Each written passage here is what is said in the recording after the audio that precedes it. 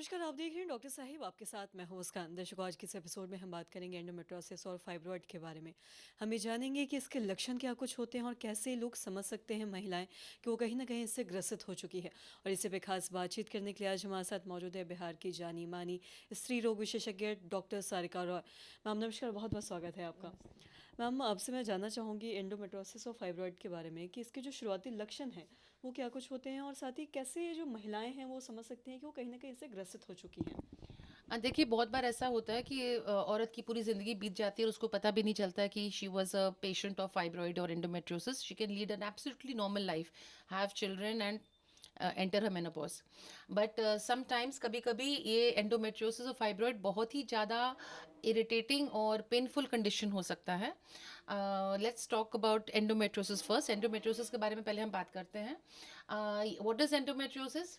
Normally जो हर महीना जो महीनवारी का खून जो यूट्रस से बाहर निकलता है वजाइना से, a part of that blood for some reason एक रेट्रोग्रेड फ्लो होता है। It flows backward from the through the tubes on to the ovaries and other parts of the abdominal organ.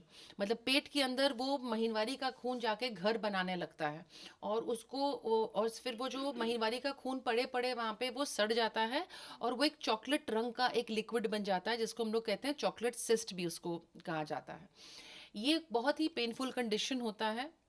Mains इसमें congestive dysmenorrhoea होता है। Congestive dysmenorrhoea का मतलब है mains शुरू होने से पहले बहुत पेन होना, और जिस दिन मेंस हो जाए तो इनफैक्ट पेन कम होना शुरू हो जाता है उस समय।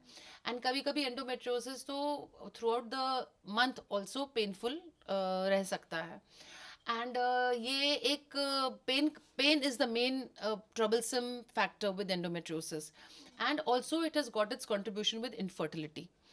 और दूसरी बात हुई फाइब्रॉइड की। Fibroid is like a extra growth of tissue in the uterus. जैसे किसी को मासा होता है कहीं पे भी, तो उसी तरह से फाइब्रॉइड भी एक यूट्रस के अंदर का एक मासा है जो अगर आपको कोई तकलीफ नहीं दे रहा है, दर्द नहीं दे रहा है, महीनवारी में खून ज़्यादा नहीं गिर रहा है, डिस्मेनोरिया नहीं हो रहा है, दर्द ज़्यादा नहीं होता है, तो अब उस फाइब्रॉइड को आपको छेड़ने की कोई ज़रूरत नहीं है।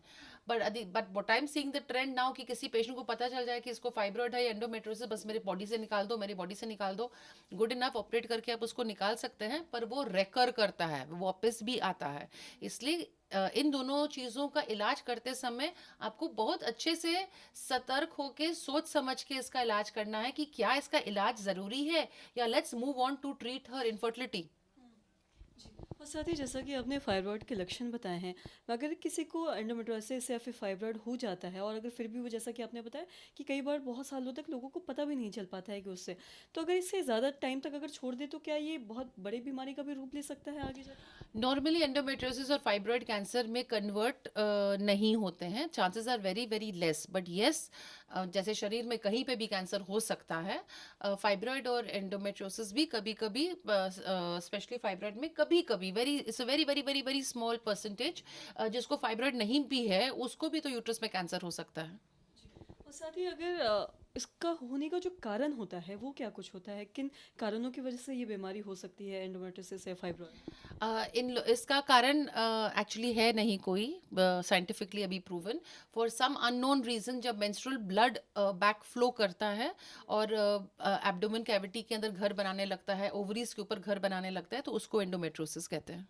मैम बहुत बहुत शुक्रिया तमाम जानकारी देने के लिए। तो आशा करते हैं दर्शकों कि आप भी ये समझ पाए होंगे कि एंडोमेट्रोसिस और फाइब्रॉइड के जो शुरुआती लक्षण है, जो सिम्टम्स है, वो क्या कुछ है। और साथ ही अगर ऐसे कुछ सिम्टम्स आपको दिखते हैं तो आप जाके अपने पास के गायनेकोलॉजिस्ट से आप ज़रूर दिखाएं, वरना आगे जाके ये और भी किसी बीमारी का भी रूप ले सकता है।